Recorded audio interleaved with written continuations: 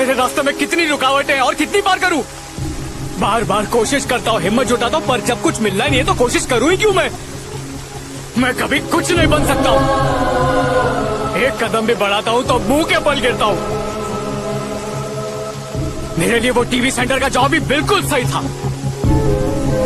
इस दुनिया में मेरी औकात ही क्या है? सुबह उठ के दांत घसो, दोपहर में दारू पियो और रात को पड़ जाओ।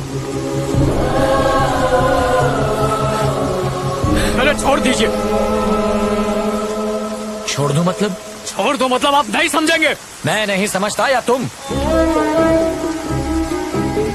मेरी जनरेशन में हमसे गलतियां होती थी, लेकिन हम उसे छोड़ते नहीं थे। छोटी से छोटी गलती को भी ढूंढ ढूंढ कर निकालते थे, उसे ठीक करते थे, फिर आगे बढ़ते थे। लेकिन तुम्हारी जनरेशन में यही प्रॉब्लम है। अगर कोई चीज या कोई इंसान या कोई सपना पसंद न आए तो उसे वही छोड़कर दूसरी राह पर निकल पड़ते हो।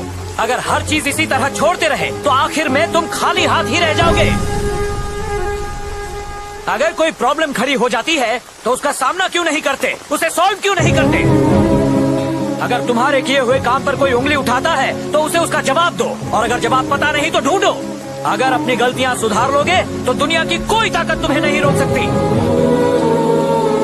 सालों से भगवान की पालकी का बोझ अपने कंधे पर उठाता रहा, लेकिन तुम्हारी जिम्मेदारी का बोझ मुझ पर से अब तक नहीं उतरा। तुम्हारा बोझ नहीं उठा पा रहा, जबकि भगवान का बोझ भी हंसते हंसते उठा लिया मैंने।